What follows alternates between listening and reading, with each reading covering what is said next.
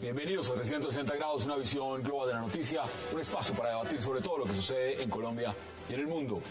Arrancamos hoy 360 hablando del paro agrario, adelantado por diversas agremiaciones campesinas que reclaman al gobierno cumplimiento de sus promesas. En diversas regiones se reportan bloqueos y muchas movilizaciones de campesinos que piden rebajas en insumos, mayores controles a actividades mineras, apoyo a cultivos alternativos y hasta borrón y cuenta nueva en créditos bancarios. ¿Qué pasa en realidad con el paro agrario? ¿Quiénes están detrás? ¿Cómo golpea las elecciones presidenciales? Y mucho más. Hoy debate en 360. Y también esta noche hablaremos del encuentro entre el presidente Juan Manuel Santos y el alcalde de Bogotá, Gustavo Petro. Ya sabrán qué se dijo allí y además de los resultados de una encuesta de la firma Gallup con unos resultados bien interesantes para debatir. Que no se muevan, que ya en segundos damos la bienvenida a nuestros invitados.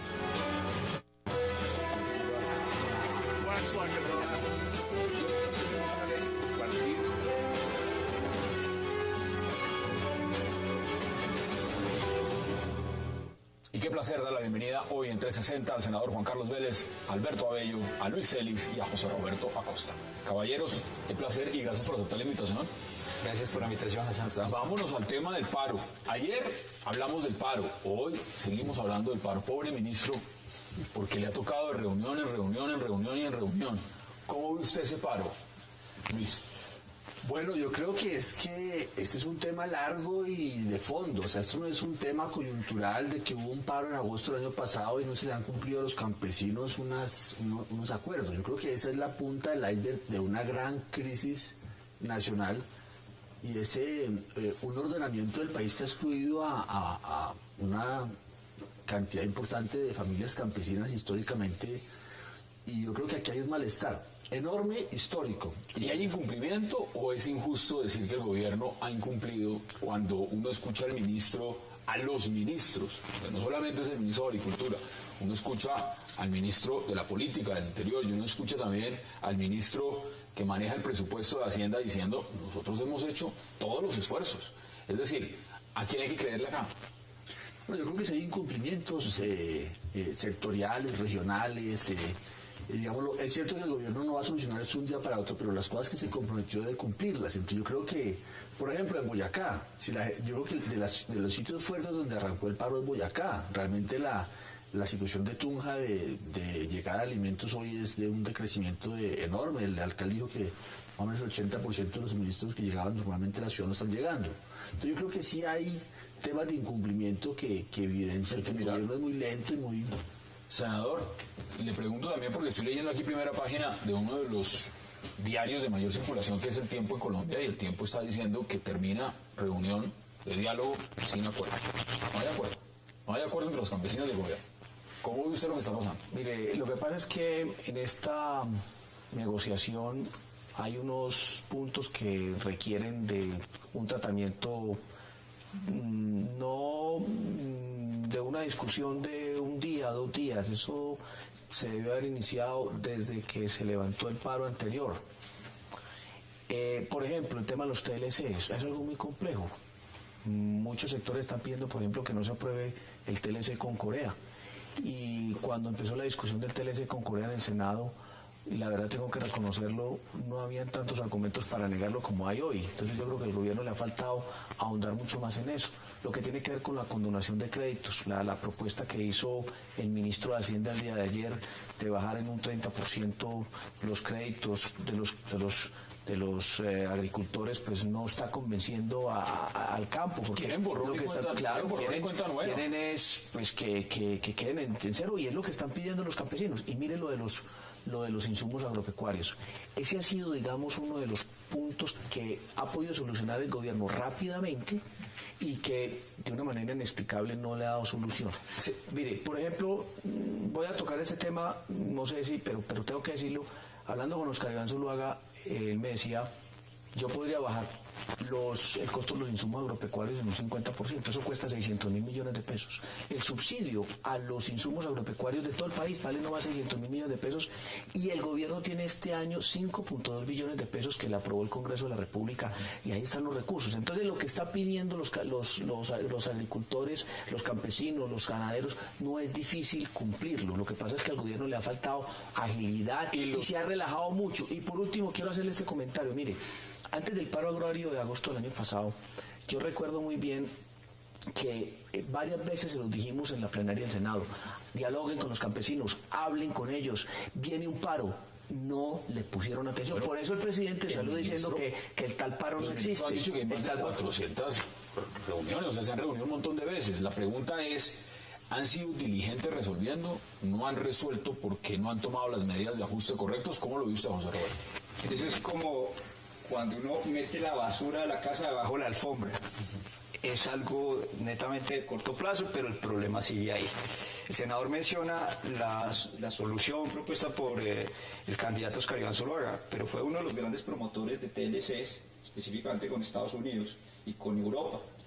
TLCs que hoy día están en el centro de discusión, porque mientras Europa y Estados Unidos subsidia enormemente al campo, Colombia no tiene los recursos para eso. Ahorita nos alargan la derogación del 4 por mil. Este año, los televidentes deben saber que este año el 4 por mil debería ser 2 por mil, pero por cuenta del paro cafetero del año pasado se prorrogó. ¿Cuánto llevamos con el tema del 4 por mil? No, ya llevamos 16 años desde 1998 y se nos va a alargar hasta el 2018, habiendo herramientas que se pudieron haber tomado desde los anteriores gobiernos, como recuperar crédito agropecuario a través de los títulos de desarrollo agropecuario que le carguen un poco más la mano al sector financiero que tiene cuantiosas utilidades. Entonces se necesitan soluciones más estructurales, más de fondo, y aquí es simplemente meter en época electoral la mugre bajo del tapete y no solucionar nada de fondo. ¿Echarle la culpa a este gobierno cuando se sabe abiertamente que el tema de política agraria en Colombia ha sido un fracaso? Y el gran cuestionamiento también empieza por un lado, y es, acá se sabe que el Partido Conservador es un partido que ha manejado la cartera de Agricultura desde hace rato. La pregunta es, bueno, la pregunta es, ¿debería de manejar otra persona, otro partido, otra tendencia esa cartera de Agricultura? ¿O a quién responsabilizamos de eso? Y cuando tú dices, ¿qué se ha hecho? Preguntas qué se ha hecho. Por ejemplo, Juan Camilo Restrepo, ministro de Agricultura, entregó más títulos que todos sus antecesores juntos a los campesinos desplazados, que esto desde el punto de vista social es extraordinario, pero hizo además más de 100.000 viviendas rurales. ¿Ustedes saben lo que es eso? Viviendas rurales en lugares apartados unos de otros, donde no hay infraestructura para llevar el material. Eso fue una proeza extraordinaria que en una persona como él, que no es un demagogo ni nada, no hizo bulla, pero cualquier otro hubiera hecho eso, una candidatura presidencial, no lo hizo. Pues eso es más que lo que han prometido el ministro Vargas Lleras con sus 100.000 casas que entregaron. Digamos, en el campo es una locura porque hay vivienda, el 15 o 20% de la población colombiana lograr haber hecho eso es 11 millones de extraordinario. Pero nosotros antes éramos un país que era al revés. El 90% en la época de Araya Herrera o el 85% vivía en el campo y alimentaba a un sector pequeño de la población. Eso se invirtió. Ahora es al revés. Vive una población mínima en el campo y la otra en las ciudades. Y no hemos tenido una política de seguridad alimenticia. Los países necesitan producir lo mínimo que requieren y tratar de exportar los excedentes. No la tenemos. Mira, ayer estaba en cambio hay subsidios para todos los grandes y los campesinos ven eso y dicen, pero ¿qué está pasando? César Pachón estuvo sentado ayer donde está usted ahí, senador, y decía algo. Nosotros pedimos dignidad. Es decir, a nosotros nos tienen abandonados. No tenemos garantías, no tenemos protección. Si yo siembro cebolla, sé que con un tratado de los que viene van a traer cebolla, van a traer frijol, van a traer lo demás, y nosotros la producción que tengamos acá, nadie había banco ganadero. Recuerden que había banco cafetero, había caja agraria, que era el músculo para... No, esto de ahora no es lo que era la caja agraria, ni es pálido reflejo lo que era eso. No, cafetero que lo quebraron a veces varios gerentes, lo quebraron varias veces, pero de todas maneras era un músculo para el fomento. Hoy no existe el ICA. ¿Qué pasó con el ICA? Senador, ¿qué pasó con el ICA? Bueno, se lo politizaron. Ya no existe, ya no hace nada. Ustedes, y cuando digo ustedes, senador, me refiero al uribismo, ¿ustedes están detrás del paro? Porque el gobierno ha dicho que eso está politizado, es un paro político. No, nosotros hemos dicho que nosotros apoyamos y respaldamos las peticiones de los agricultores, los ganaderos, los empresarios, los campesinos del campo. Los empresarios del campo y los campesinos. Esas ayudas que da el Estado, esos incentivos que da por cuenta pero nosotros no estamos de acuerdo. Pero nosotros no estamos de las vías de hecho, ni estamos de acuerdo con los bloqueos, no. Simplemente respaldamos las peticiones del sector agropecuario, los hemos apoyado. Y eso de decirle que toda la responsabilidad pues hay que buscarla en otros gobiernos me parece que es equivocado, porque al presidente Uribe no le hicieron paro a los campesinos. Pero porque no se podía. Allá, no, eso es lo que dicen, eso es lo, allá, todo el que protestó, tu posibilidad de protestar y los espacios para la oposición. Pero mire que TLC no es tanto problema. Déjeme, yo digo dos cosas. ¿Cómo era en ese momento entonces los paros, en su opinión? Pero es que mira, yo sí creo que eso hay que mirarlo con un fondo largo, porque esto no es un tema que se cocinó hoy de un malestar profundo en el campo. Mire, el despojo de tierras de 6 millones, 7 millones, 8 millones de hectáreas, no sabemos cuántas son, ¿en qué periodo se hizo en este país? Se hizo fundamentalmente entre el año 1995 y el año 2002. O sea, eso aterrorizó al campo colombiano, por lo menos en 400 municipios. Cuando llegó el presidente Uribe, el campo colombiano estaba lleno de sangre y de dolor y de sufrimiento. Pero también era que la FARC había asesinado a mucha gente, había atacado a mucho. Por supuesto, el paramilitarismo, la pelea. Entonces yo creo que aquí hay que decir, durante el gobierno Uribe el campo estaba lleno de temor y el paramilitarismo actuando y ejerciendo poder, controlando. Entonces, digamos, ¿qué garantías había para salir a protestar? Ninguna.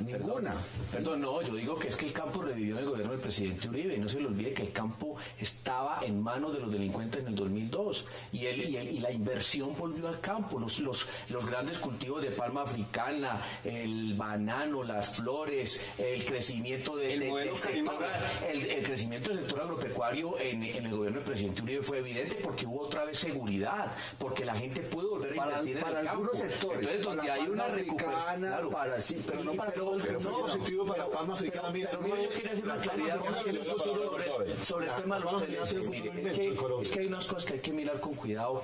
Por ejemplo, el caso de la cebolla, que lo hemos mencionado. Hoy el director de la DIAN en la Comisión Primera del Senado dijo, ¿cómo es posible que aquí llegue cebolla de Venezuela? Venezuela no produce cebolla y es cebolla peruana.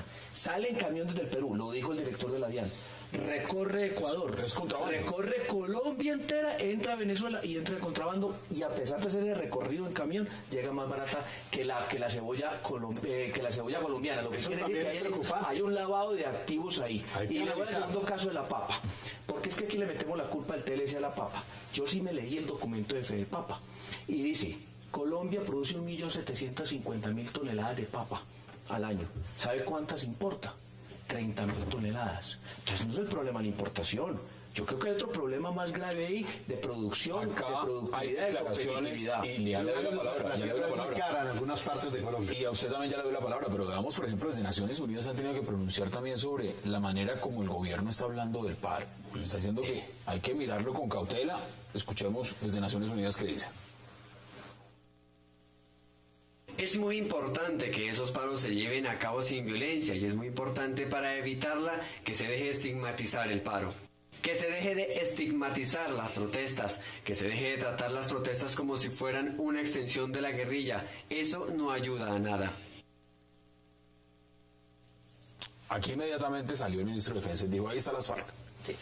Esa franquicia las manchas cocaleras sí estaban ligadas a la guerrilla, está comprobado. Pero hay que quitar esa franquicia. Si algo positivo tiene el que se finiquite un proceso de paz con la guerrilla, salga cojo, tuerto o mocho, pero que salga es quitarle esa franquicia a los problemas de Colombia de las FARC. Aquí el señor Laforí y todo, siempre que el ministro tuvo recién posesionado, el ministro de Agricultura, una crítica tremenda del senador Robledo, y lo primero que estaban diciendo era que desde La Habana lo estaban eliminando al ministro. O sea, el poder de La Habana, el poder de las FARC pareciera que no se hubiera menguado en absoluto durante la época de Uribe, y mucho menos en este gobierno. Así que el tema hay que quitarle esa fachada de FARC. Y algo estructural, senador, en la época de Uribe, plantación de cebada y trigo terminó de desaparecer. Yo recuerdo en La Calera que veía sembrados de trigo hace 30 años, eso ya no existe. Pero eso no fue en el gobierno de Uribe que se acabó la cebada, eso fue mucho antes.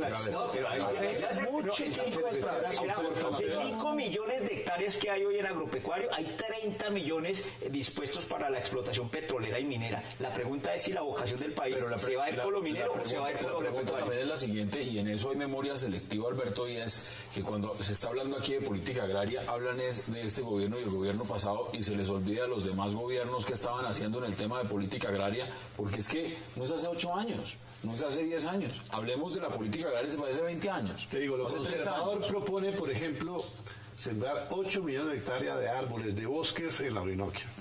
Propone desarrollar toda esa zona de la periferia donde hoy la violencia. Hay que desarrollarla económicamente, porque lo único que acaba con la violencia son los buenos salarios, la vida bien llevada y crear infraestructura. El modelo de Brasil en el Cerrado de producir trigo, de producir frutas, de producir todo lo que ellos necesitan, hay que repetirlo en Colombia. Tenemos universidades en donde estudia agricultura en libros traducidos de Europa o libros traducidos de Estados Unidos que no aplican al sistema tropical. Tenemos que modificar todo eso. Vamos a ir a la pausa, porque al regreso tenemos dos temas más, pero quiero que ustedes me cuenten cómo ven las implicaciones de este paro en las elecciones. ¿Quiénes están detrás? ¿Quiénes no? Ya me lo cuentan. Vamos a la pausa en 360.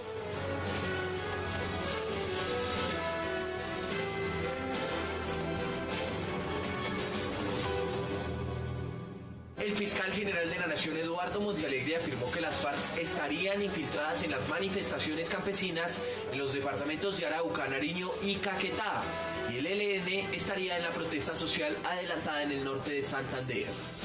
Ahí lo que existe es una protesta legítima de sectores campesinos legítimos, de líderes sociales legítimos, pero desafortunadamente hay infiltración de insurgentes de las FARC en algunos departamentos. Agregó que la Fiscalía constituyó un grupo de 300 funcionarios para atender temas de orden público durante el paro en todo el territorio nacional y anunció la judicialización de quienes se comprueben estén infiltrados. Si existen desbordamientos en los cuales esa protesta pacífica se traduzca en actos de violencia o en obstaculización de vías que impliquen violencia para los ciudadanos o impedir traslados de alimentos o impedir la circulación de ambulancias o de enfermos, en esos casos, esas conductas de obstrucción, es decir, el desvío de la protesta legítima, puede ser sancionada penalmente.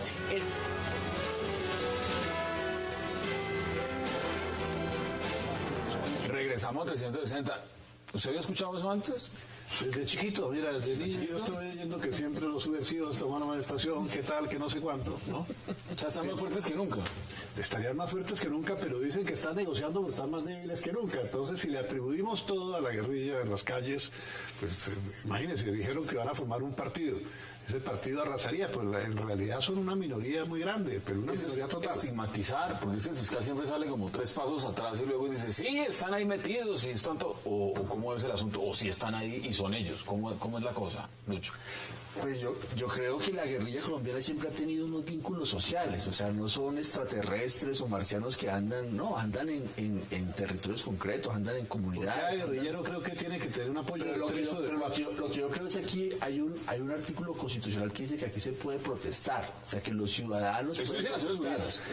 Y yo creo que una de las cosas que decía César Pachón es muy importante, o sea, aquí ha habido un desprecio por el campesinado, un desprecio histórico por el campesinado, o sea... Aquí no se les ha reconocido derechos, oportunidades, posibilidades de vida digna, infraestructuras.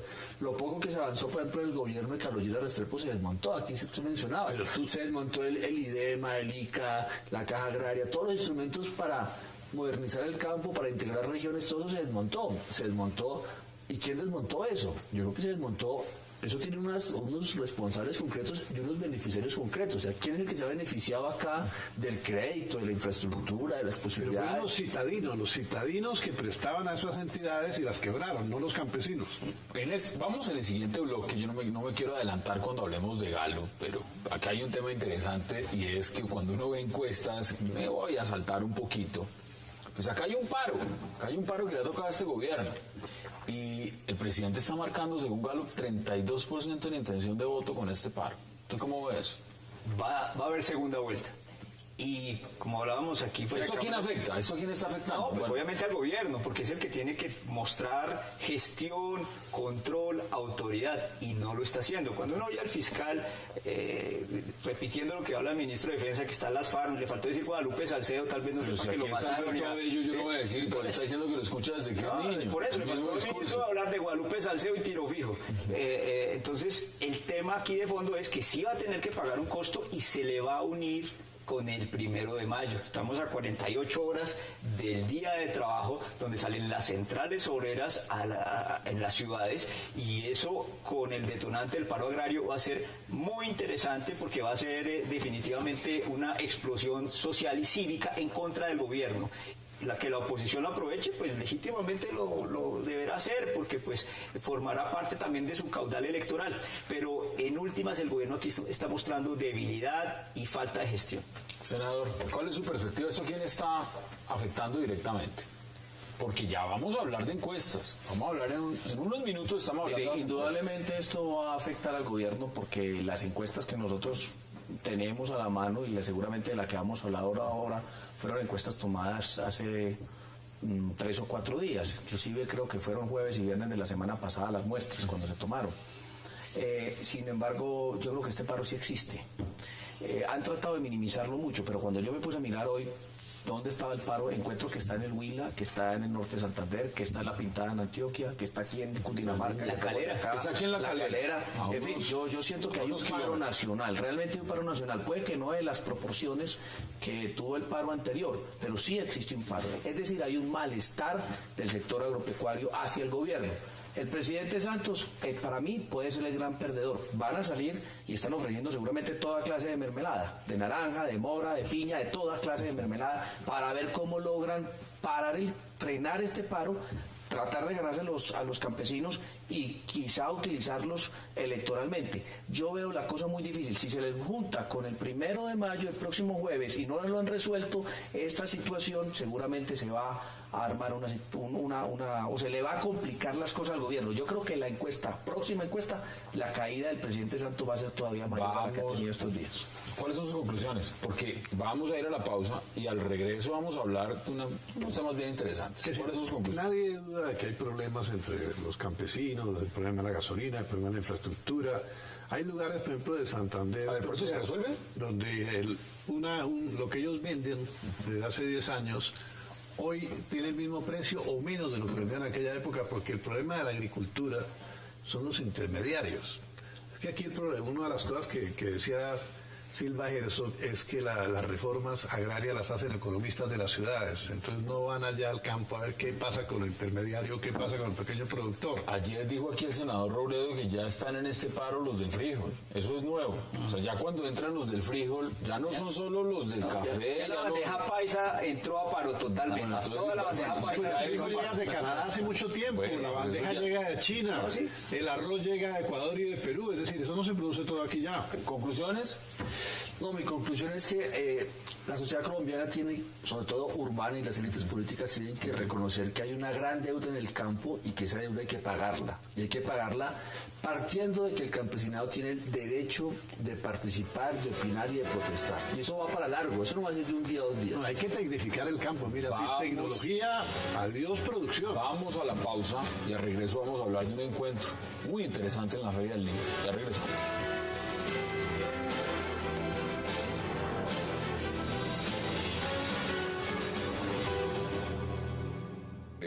Gustavo Petro, qué bueno tenerlo otra vez de alcalde.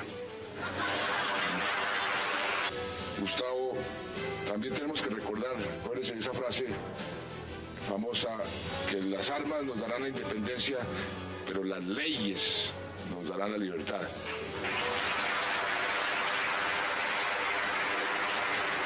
Y lo único que yo he hecho en estos últimos tiempos es cumplir fielmente con la ley.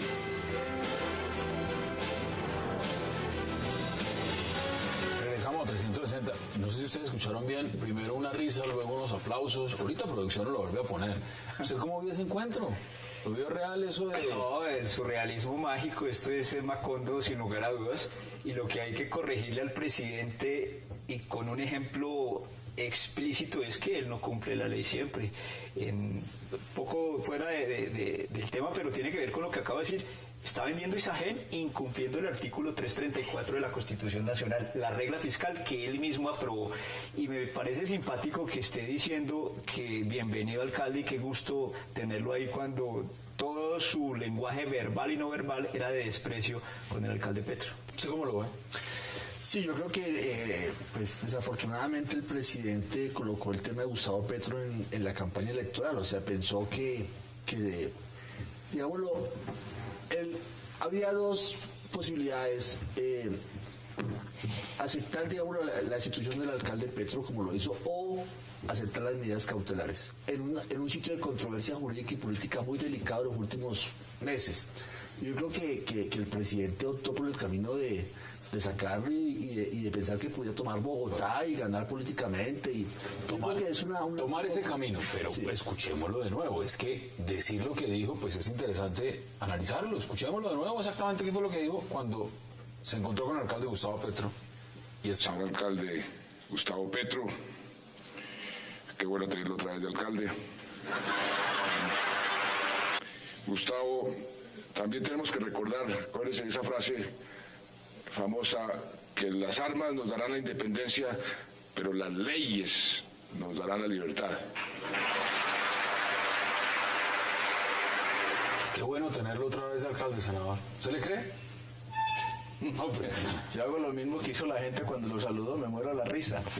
Pero, porque es que, mire, yo no creo sinceramente en esas palabras, pues, porque lo que yo sí entendí del alcalde Petro es que hubo una reunión en un día a la mañana, el día que destituyeron a Petro, y por la mañana el presidente Santos le dijo a él, que eso dice Petro, que le dijo que no lo iba a destituir, y por la tarde lo destituyó, que porque tenía que cumplir con la ley. Entonces yo creo que al que no le gustó mucho es al alcalde Petro, y yo creo que le perdió la confianza. Entonces esos son, pues sí, digamos, comportamientos sociales del presidente con el alcalde, pero yo creo que no hay honestidad en lo que dice. En campaña. No, yo creo que es un bogotanismo, es decir, él es un hombre muy caballero, muy cordial, muy amable, pero eso no quiere decir que esté sometido también al vaivén de los jueces. Es que en Colombia el uno destituye, el otro vuelve a poner, el Consejo de Estado hace una cosa, la Corte Suprema hace otra cosa, después acatan un fallo de que no es obligatorio para Colombia, es entidad de derechos humanos del Caribe. Yo discrepo en eso. Yo ahí discrepo abiertamente. Mire, no es obligatorio para la Corte Constitucional. La Corte Internacional de Justicia sí sería obligatoria en determinados casos, porque todo tiene reservas, pero en este caso no es, ni siquiera son abogados la mayoría de los que están ahí. Son personas que delegan los gobiernos y que se atribuyeron ellos mismos esos facultades que no tienen. Entonces no ha debido el presidente aceptar eso, bajo ningún motivo, pero lo aceptó. La Corte Constitucional dice lo contrario. Es que la Corte dice una cosa hoy y mañana dice otra. El Consejo de Estado. No hay unidad. No hay unidad de nada. No, estamos en la crisis más grande y más anárquica de la justicia en Colombia. Constitucional es de las pocas cortes que todavía mantiene algo de prestigio. No, hay magistrados muy buenos en todas las cortes, pero hay una crisis total jurídica. Pregúntele a cualquier colombiano qué es lo que está pasando en el país. Menos mal existe la tutela para eso. Quedó claro que el presidente está contento de que el alcalde esté otra vez en su cargo. El alcalde le reprochó, palabras más, palabras menos, el alcalde dijo, oiga, el tema de la ley es lo de menos, porque conocemos muchas leyes antimorales y leyes de poca ética y poca legitimidad. Dijo el alcalde que a él le preocupaba más el tema de la legitimidad, echándole su sablazo al presidente respecto a la gobernabilidad que hoy detenta y la contradicción permanente en la que incurre por malas asesorías jurídicas. Pues mientras en el Macondo capitalino, aquí en la meseta, pues podemos... En el altiplano. En el PAR, podemos seguir debatiendo lo que va a pasar con Bogotá. Llegan las encuestas, y las encuestas llegan, y les voy a dar números muy interesantes. Ayer estábamos hablando de una de Ipsos Napoleón Franco, y esa decía que el presidente Juan Manuel Santos en primera vuelta sacaría 23%, ahí estamos viendo los resultados, Oscar Iván Zuluaga 15%, Enrique Peñalosa 11%, Clara López 6%, Marta Lucía Ramírez 6%, no sabe, los indecisos 22%, voto en blanco 14% y no responde el 1%. Ahora, esa es una encuesta que ya vamos a estar mirando porque no sé si me pusieron segunda vuelta. Lo que vamos a ver hoy es la de Gallup. Esa es. Gallup es esta. Gallup dice que el presidente Santos hoy, la encuesta Gallup, es 32%. 10 puntos de diferencia. Bueno, Gallup hoy 32%. Es increíble, el único país del mundo donde hay tanta diferencia en las encuestas de un día para otro. Según Ipsos es 23, para Gallup es 32. Para Ipsos, ayer, el segundo es Oscar Iván Zuluaga con 15%, aquí para Gallup también es con 20.5%. Ya vamos a ver los correctos. Esta no es, esta ahí no está. Vamos a ver lo que va de tercero. La que va de tercero en este caso es Marta Lucía Ramírez, que crece al 11.1%. Tiene unas grandes diferencias esa de Gallup. Mire, hay que ver cómo la hicieron. Y Peñalosa baja al 10.5%. ¿Cómo ve usted esos resultados? ¿Cómo les parece? Alberto, senador, ¿cómo lo ve usted, Alberto? Bueno, mira, yo te digo, las encuestas en Colombia son una foto, pero una foto un poco viciada porque se fallan de una manera estruendosa. Pero de todas maneras, lo interesante de todas estas encuestas que hay en este momento en el país, que están sujetas a dos cosas. Una, que va a haber segunda vuelta, porque a pesar de que hay tantas diferencias entre ellas, todas llegan a la conclusión de que hay segunda vuelta. Y la otra es que no se ha medido todavía la importancia que tienen los debates presidenciales. Si vienen, ¿no? No, tienen que venir. Para la primera vuelta no va a haber. Pero que para la segunda es definitivo, porque ya lo hemos visto en otras elecciones. Ah, sí, ojalá. Es definitivo. Pero, digamos, las alianzas también van a pesar muchísimo en una segunda vuelta. Entonces vamos a ver quiénes se van a aliar con quiénes, porque en este país han pasado las cosas más raras desde hace mucho tiempo. Desde la época de Pastrana ha habido las alianzas más extrañas. Pero mire lo interesante, usted lo ha planteado, Lucho. ¿Cómo es posible que en una encuesta estemos hablando del 23% y en esta está en el 32%? Sí, ahora, en una está en el 15% y en el otro está en el 20%. Según Gallup, Marta Lucía Ramírez y Oscar Iván Zuluaga en segunda vuelta con una alianza tendrían opciones. En segunda, no en primera. Ahora, lo que está claro en estas es que el presidente Santos gana en todas y le gana a todos. Le gana en primera vuelta y le gana a todos en segunda vuelta. ¿Cómo ve usted el análisis? Pues la discrepancia, parafraseando a Churchill, que decía que la única encuesta en la que él creía era en la que podía manipular personalmente.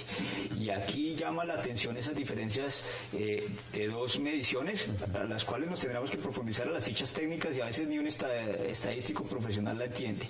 Lo cierto es que muestra tendencia y la tendencia a Santos tiene un tope. Santos ya es reconocido y la gente, digamos que respecto a su gobierno ya ha tomado partido.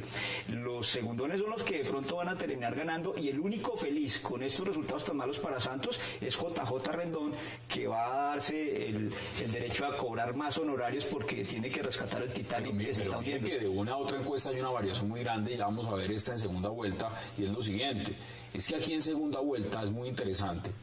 La que mayor votación tiene, la que mayor opción tiene es Marta Lucía Ramírez, según Gallup, este momento. Pero yo diría que con las últimas dos encuestas el presidente debe estar más tranquilo, porque al presidente le conviene una segunda vuelta con el uribismo y no una segunda vuelta con Peñalosa. O sea, me parece que al presidente debe estar tranquilo en este momento, diciendo, yo me siento muy cómodo. Lo han dicho, ellos quieren enfrentarse con Oscar Iván Zuluaga. Porque saben, cierto, que todo el voto de Peñalosa, el voto es más, el Polo y los votantes del Polo sin duda votarían por Juan Manuel Santos para contener el uribismo que se opone a las reformas, a la paz, a la inclusión. Entonces yo creo que el presidente debe estar más tranquilo con esas dos últimas encuestas. Y ellos han sido claros, han dicho, nosotros queremos enfrentarnos con Oscar Iván está muy preocupado porque no es un competidor que esté dando la talla. Aquí ha subido. Ahora, ¿cómo lo ve usted desde el Centro Democrático? Primero puede que el presidente esté tranquilo, pero les quiero contar que yo que acabo de llegar al Congreso, los congresistas están muy preocupados.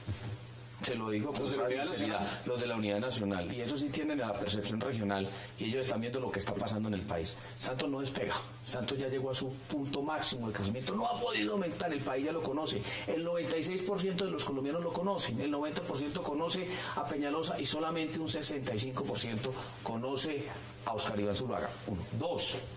Mire, en ambas encuestas hay un elemento común.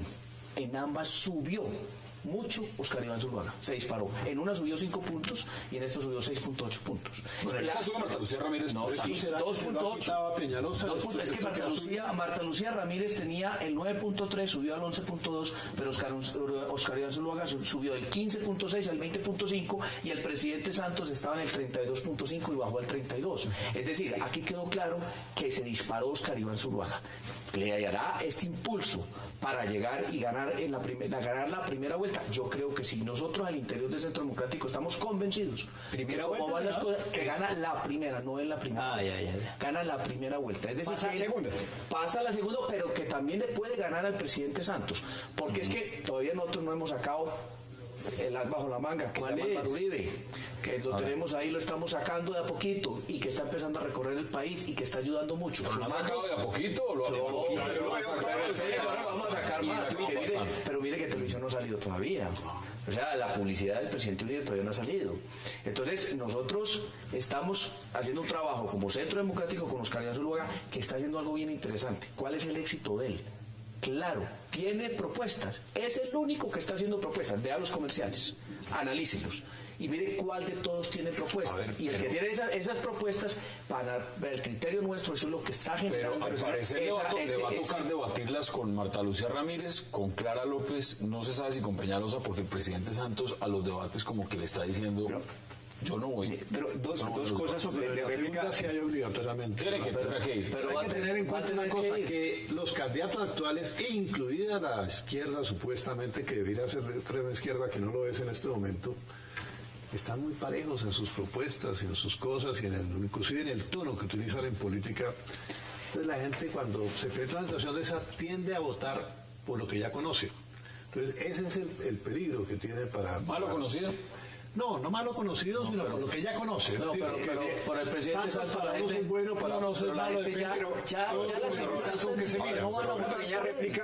Una réplica, siguiendo, estoy muy de acuerdo con Luis en que en una segunda vuelta el país se decide por Santos. Yo no creo que el país vaya a abortar el proceso de paz. Se decide por Santos y pasa quién a la segunda vuelta. Oscar Iván Zuluaga. O sea, eso dice. Si pasa Oscar Iván Zuluaga y el presidente Juan Manuel Santos, gana Santos. Gana Santos.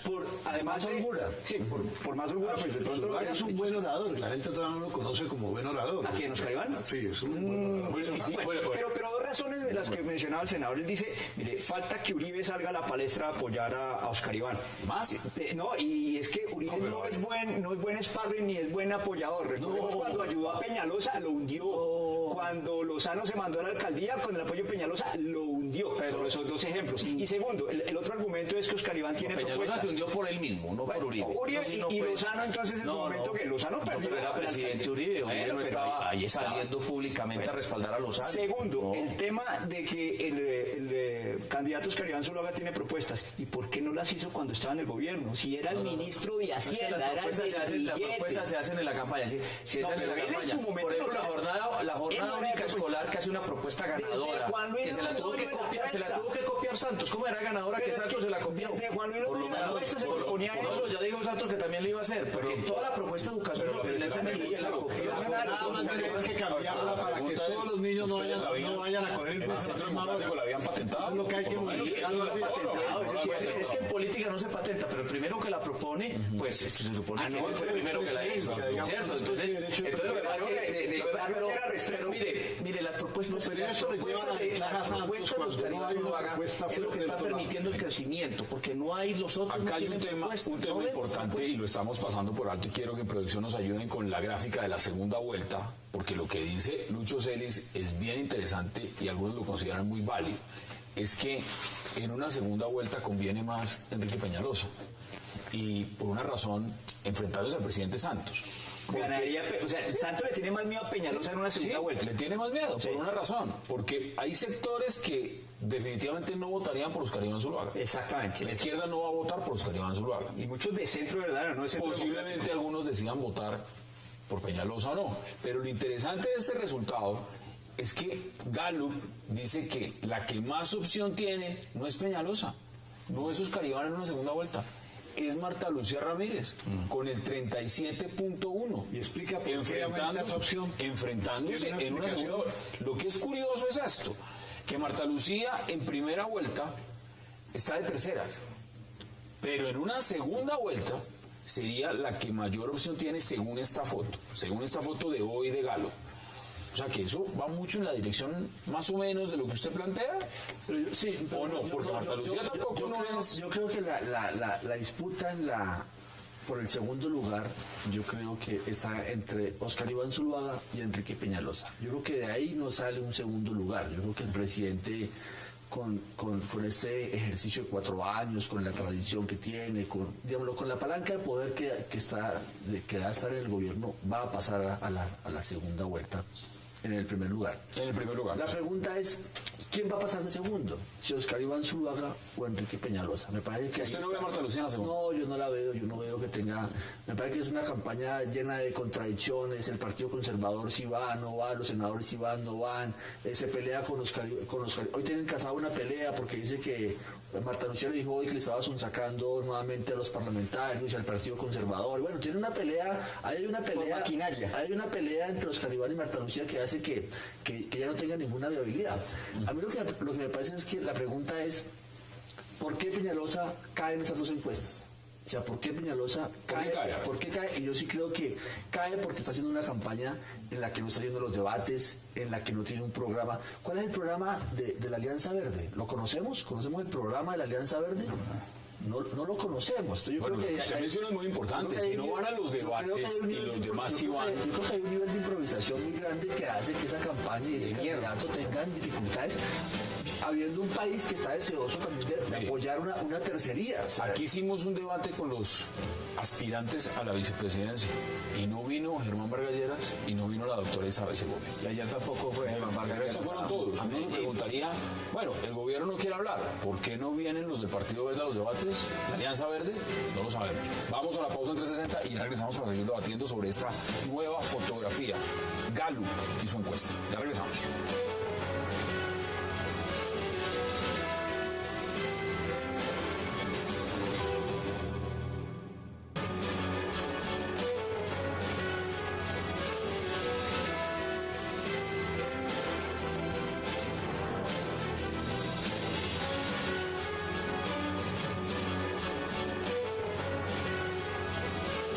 De 160.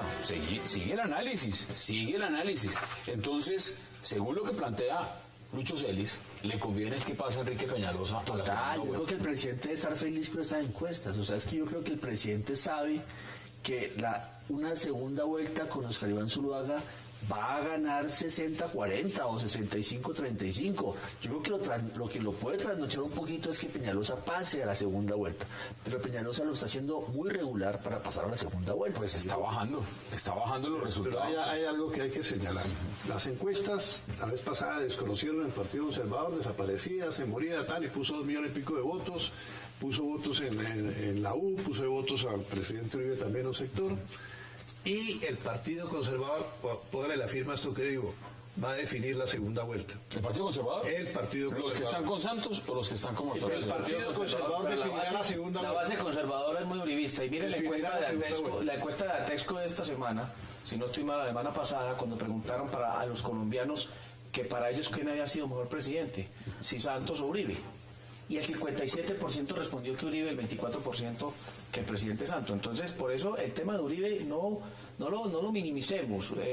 Este país sigue siendo muy uribista. Mire la votación que sacó el presidente Uribe solito al Senado, enfrentado a 700 candidatos en toda la pero un decrecimiento. No, porque nosotros que hemos hecho política sabemos que le saca más de 200.000 votos al Senado es un valor electoral. ¿Dónde me dejan ustedes también un elemento clave? Lo vimos con los ñoños, lo hemos visto. ¿Dónde está la maquinaria en estas elecciones? ¿Dónde está todo lo que se va a mover detrás de estas elecciones? Porque si algo está claro es que para traer y pagar a JJ Rendón eso no es barato. No, y la maquinaria indudablemente podría estar en los alcaldes y gobernadores. Por eso el Centro Democrático puso una queja ante el procurador solicitándole la intervención con pruebas. Fotos de alcaldes reunidos con jefes políticos de Juan Manuel Santos, comentarios de prensa, reuniones que ha hecho el presidente Santos con alcaldes, reuniones clandestinas, no públicas, y esperamos una intervención del procurador para frenar a los alcaldes, porque esa es una maquinaria que yo creo y estoy viendo, y es mi percepción, que el gobierno está tratando de activarla para poder lograr unos votos de maquinaria que hoy no le van a poner los parlamentarios. Alberto Abello está diciendo que los conservadores definen. Aquí Lucho Celis está diciendo que Peñalosa es el más opcionado. ¿Usted cuál es el ungido? El Partido Conservador ha terminado siendo ese partido bisagra que con su minoría termina volteando la balanza hacia un sector y lo cobra durísimo de mermelada. O sea, ese favor del Partido Conservador lo ha cobrado, como mencionamos hace un tiempo, con el Ministerio de Agricultura y otros ministerios y con presupuesto a montón. Y eso desafortunadamente evidencia la debilidad democrática de nuestro país. Con una abstención superior al 50%, quien tenga esa burocracia, esa clientela política y la pueda manejar, termina pasando por el 50% más el gobierno del doctor Santos y dijeron que iban a poner la primera votación. Anunciaron 1000 veces que le iban a poner 25 senadores. Quedaron con los mismos que tenían. Es que el pueblo colombiano no tiene memoria tan floja, porque recuerdan que existe Samper, que existe Serpa y eso no lo olvidan. Y eso es un lastre del Partido Liberal que por más maquinaria no lo podrán borrar. Ninguno de ustedes ha mencionado las alianzas en segunda vuelta. No, las mencionamos la vez pasada. Ahora, en este caso acá hay una alianza que no es ni tan lejana, y es Marta Lucía Ramírez, Oscar Iván Zuluaga, en segunda vuelta. Sí, claro. Sumados los dos, sí, claro, ganan. Sumados los dos. Sí. ¿Esa alianza es viable dentro? Totalmente viable. Yo creo que hay una muy buena relación. Puede presentarse algunos inconvenientes como lo que se presentó hoy, malestares. Son hipótesis, podemos hacer toda clase de... Yo la veo muy clara. Marta Lucía ha sido una persona, ella trabajó en el gobierno del presidente Uribe. Ella es feminista. Pero también estuvo con Santos la apoyó para el Senado. Pero ojo, hay que aclarar que el candidato de Uribe es Oscar Iván Zuluaga. Pero con Marta Lucía yo creo que se podría construir un acuerdo. ¿Usted ve las alianzas? Sí, yo creo que indudablemente si el candidato es Oscar Iván Zuluaga, yo creo que tiene toda la lógica de que Marta Lucía Ramírez lo va a apoyar. ¿Y Peñalosa para dónde cogería? Yo creo que Peñalosa se va a quedar quieto.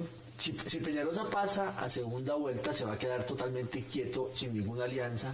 Pero yo creo que Correa en Ecuador. ¿Sabe quién le puede dar la Correa ganó en una segunda vuelta sin alianza. La presidencia de Peñalosa, y por eso genera tanta dificultad su candidatura, el uribismo. Porque es que yo creo que el uribismo, si Peñalosa va por venganza del presidente Santos, el uribismo lo va a apoyar. Sí, entonces esa es la dificultad que tiene Santos para la campaña. Hay un jefe de debate del uribismo, pues alguien que está cercano yo puedo decir que hay cercanía con Marta Lucía, pero no podría decir que hay cercanía con... Pero el uribismo lo va a apoyar para vengarse del presidente. Pero esos dos votaría por Peñalosa arrastra uribistas, pero los uribistas no arrastran peñalosistas. Correcto, exactamente. Pero Peñalosa en ninguna encuesta está quedando segundo. Antes, por contarlo bien, no la había libre. Por eso es el presidente con las encuestas, porque lo que está la campaña se acabó, no queda sino un mes. Ya creo que la capacidad de reacción tanto del presidente Santos como de Peñalosa está limitada. Eso justamente le quería preguntar. Finalmente le creen a las encuestas ustedes. ¿Creen que esas encuestas reflejan la verdad? ¿Usted lo cree? Unas encuestas que la vez pasada dijeron que el conservatismo se moría, que no existía, sacó 2 millones y pico de votos. ¿Ustedes creen que eso es lo que está ahí en la verdad? Pues es una foto actual, como hay otras fotos. Pero no ve la encuesta que dijo que también que Uribe sacaba 10 senadores. Pero es que la percepción es lo que me parece interesante. Dijeron que Uribe no para usted, ¿quién es el ganador con estos resultados de esa encuesta? Indudablemente, lo dije ahora, Oscar Iván Zuluaga. Es el ganador. ¿Por qué? Porque es que ese subió 5 puntos de un mes a otro en la encuesta de Ipsos y 6 y pico puntos en esta. Los otros subieron 2 puntos que siguió Marta Lucía Ramírez y el presidente Santos antes cayó en la Para usted, ¿quién es el ganador con estos resultados? Como dije, el gran ganador, JJ Rendón, que va a aumentar su cheque honorarios porque va a tener que levantar el Titanic del fondo y sin duda eso le va a representar. Usted dice que es el Titanic. Ya le puso el Titanic. Sí, JJ Rendón es el gran ganador. Las últimas elecciones las ha perdido JJ Rendón. Para usted, ¿quién es el ganador, Alberto Abello, con estos resultados? Bueno, en esa ponía Santos a subir 10 puntos de un día para otro. Señor, él lo tenía en 32.5 y lo deja en 32. O sea, ahí lo pone estático. Lo que pasa es que no lo baja sino Ipsos sí lo bajó de 28 a 23. Sí. Aquí lo baja medio a Santos le conviene este tipo de campaña, una campaña de tono menor, como de baja intensidad. Había un juego de los colegios que era juego de encostalados, carreras de encostalados. Eso se parece mucho a una carrera de encostalados. donde de repente gana el que más vueltas da, al final llega primero a la meta. Entonces, esta es una campaña muy extraña, muy difícil, muy compleja, no es aburrida, como dicen tampoco la gente, pero es una campaña rara. ¿Quién es el ganador con estos resultados? El presidente Santos, yo creo que es el ganador porque está tranquilo, porque no quiere competir con Peñalosa, y el perdedor es Peñalosa, que lo está haciendo, según las encuestas, muy regularmente. Encuestas además que estaban como guardaditas, ¿no? Las tenían, esta semana no las querían sacar, no las querían mostrar, al final llegaron. Bueno, usted le dio, el triunfo fue a JJ Rendón, ¿no? Sí, vamos a ver qué pasa. Cheque, él se va a engordar esta Vamos a ver qué pasa. Luis Ellis, como siempre, un verdadero placer. José Roberto Acosta, gracias por aceptar la invitación. Alberto Abello, gracias. Y senador Vélez, un verdadero placer. ¿Saben cómo nos despedimos hoy los uribistas? ¿Cómo se despiden? Con la... Ustedes, gracias por acompañarnos. Nos vemos mañana a la misma hora, 8 p.m, para seguir debatiendo toda la agenda política de Colombia y del mundo. Gracias por acompañarnos.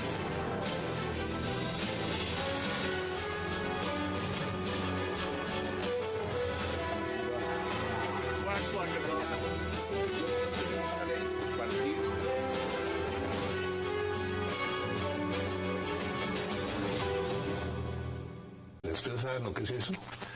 Viviendas rurales en lugares apartados unos de otros, donde no hay infraestructura para llevar el material. Eso fue una proeza extraordinaria que en una persona como él, que no es un demagog ni nada, no hizo bulla, pero cualquier otro hubiera hecho eso, una candidatura presidencial, no lo hizo.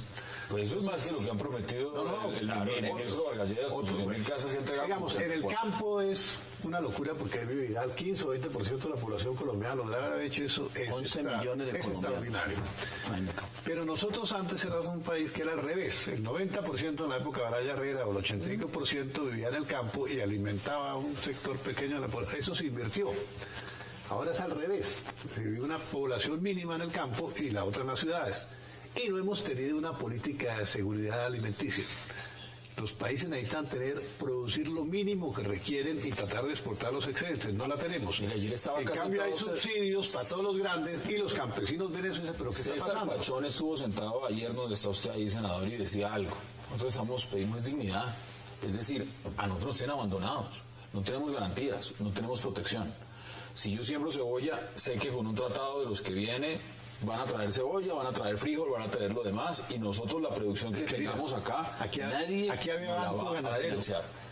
Recuerden que había banco cafetero, había caja agraria, que era el músculo para... No, esto de ahora no es lo que era la caja agraria, ni es pálido reflejo lo que era eso. No, cafetero que lo quebraron, a veces varios gerentes lo quebraron, pero de todas maneras era un músculo para el fomento. Hoy no existe el ICA. ¿Qué pasó con el ICA? Senador, ¿qué pasó con el ICA? Bueno, se lo politizaron. Ya no investiga, ya no hace nada. Ustedes, y cuando digo ustedes, senador, me refiero al uribismo, ¿ustedes están detrás del paro? Porque el gobierno ha dicho que eso está politizado, es un paro político. No, nosotros hemos dicho que nosotros apoyamos y respaldamos las peticiones. Muchos sectores están pidiendo, por ejemplo, que no se apruebe el TLC con Corea. Y cuando empezó la discusión del TLC con Corea en el Senado, y la verdad tengo que reconocerlo, no habían tantos argumentos para negarlo como hay hoy. Entonces yo creo que al gobierno le ha faltado ahondar mucho más en eso. Lo que tiene que ver con la condonación de créditos, la propuesta que hizo el ministro de Hacienda el día de ayer de bajar en un 30% los créditos de los agricultores, pues no está convenciendo al campo. Porque quieren borrón y cuenta nueva. Quieren es pues que queden en cero, y es lo que están pidiendo los campesinos. Y miren lo de los insumos agropecuarios. Ese ha sido, digamos, uno de los puntos que ha podido solucionar el gobierno rápidamente y que de una manera inexplicable no le ha dado solución. Sí, mire, por ejemplo, voy a tocar este tema, no sé si, pero tengo que decirlo.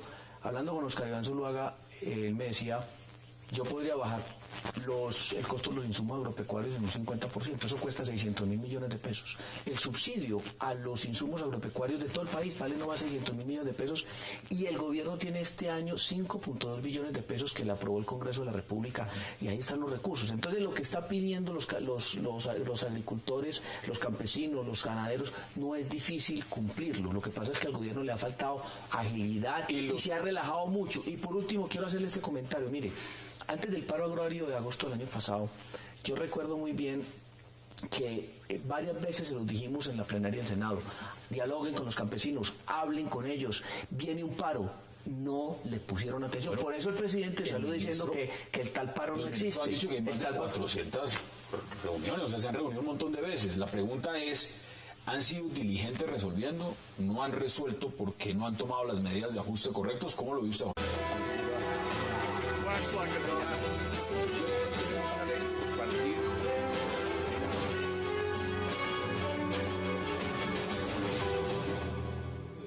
Bienvenidos a 360 grados, una visión global de la noticia, un espacio para debatir sobre todo lo que sucede en Colombia y en el mundo.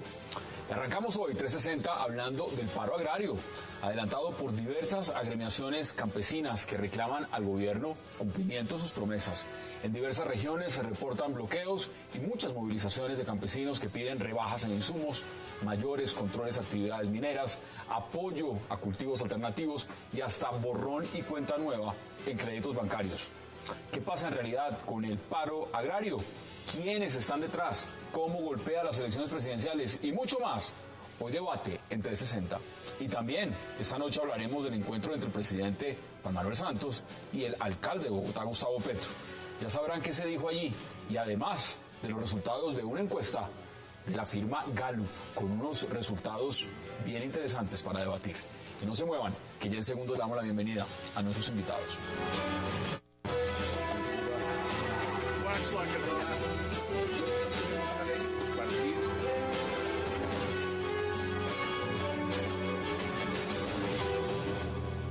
Y qué placer dar la bienvenida hoy en 360 al senador Juan Carlos Vélez, a Alberto Abello, a Luis Celis y a José Roberto Acosta. Caballeros, qué placer y gracias por aceptar la invitación. Gracias por la invitación, Hassan. Vámonos al tema del paro. Ayer hablamos del paro, hoy seguimos hablando del paro. Pobre ministro, porque le ha tocado de reunión en reunión, en reunión y en reunión. ¿Cómo ve usted ese paro, Luis?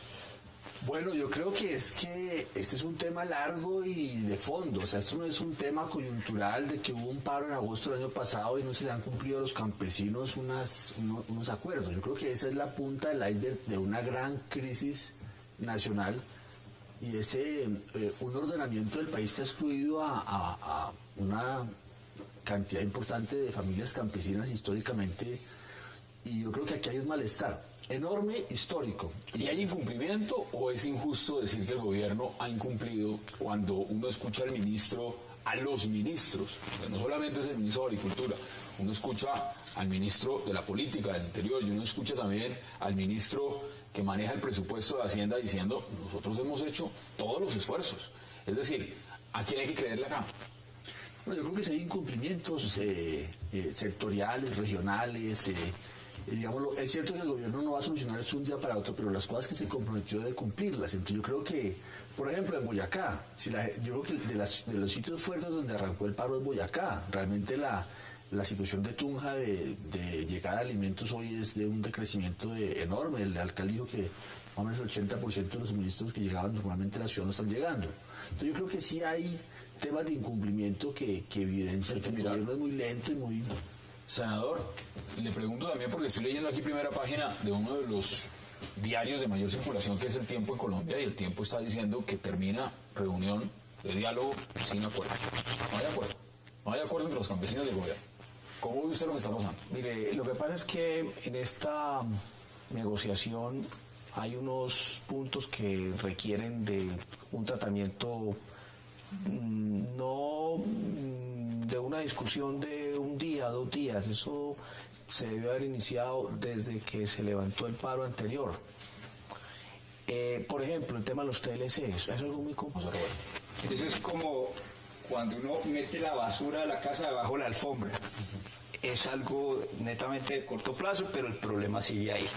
El senador menciona la solución propuesta por el candidato Oscar Iván Zuluaga, pero fue uno de los grandes promotores de TLCs, específicamente con Estados Unidos y con Europa. TLCs que hoy día están en el centro de discusión, porque mientras Europa y Estados Unidos subsidia enormemente al campo, Colombia no tiene los recursos para eso. Ahorita nos alargan la derogación del 4 por 1000 este año. Los televidentes deben saber que este año el 4 por 1000 debería ser 2 por 1000, pero por cuenta del paro cafetero del año pasado se prorrogó. ¿Cuánto llevamos con el tema del 4 por 1000? No, ya llevamos 16 años, desde 1998, y se nos va a alargar hasta el 2018, habiendo herramientas que se pudieron haber tomado desde los anteriores gobiernos, como recuperar crédito agropecuario a través de los títulos de desarrollo agropecuario que le carguen un poco más más la mano al sector financiero que tiene cuantiosas utilidades. Entonces se necesitan soluciones más estructurales, más de fondo, y aquí es simplemente meter en época electoral la mugre bajo del tapete y no solucionar nada de fondo. ¿Echarle la culpa a este gobierno cuando se sabe abiertamente que el tema de política agraria en Colombia ha sido un fracaso? Y el gran cuestionamiento también empieza por un lado, y es, acá se sabe que el Partido Conservador es un partido que ha manejado la cartera de Agricultura desde hace rato. La pregunta es, bueno, la pregunta es, ¿debería de manejar otra persona, otro partido, otra tendencia esa cartera de Agricultura? ¿O a quién responsabilizamos de eso? Cuando tú dices, ¿qué se ha hecho? Preguntas qué se ha hecho. Por ejemplo, Juan Camilo Restrepo, ministro de Agricultura, entregó más títulos que todos sus antecesores juntos a los campesinos desplazados, que esto desde el punto de vista social es extraordinario, pero hizo además más de 100.000 viviendas rurales.